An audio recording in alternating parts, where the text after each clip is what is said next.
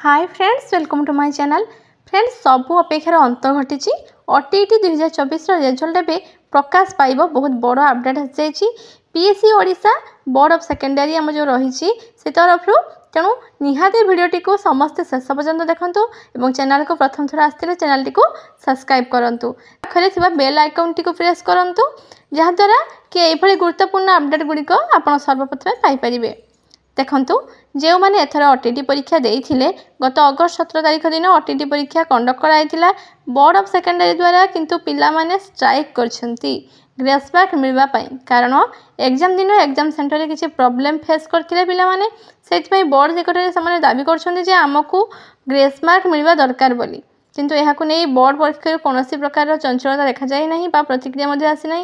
तेणु एपर्यंत board grace mark देव कि नदेव से विषय कौन निष्पत्ति नि जाए ना, किंतु रिजल्ट केबे प्रकाश पाइब ताकू नहीं अपडेट आसी।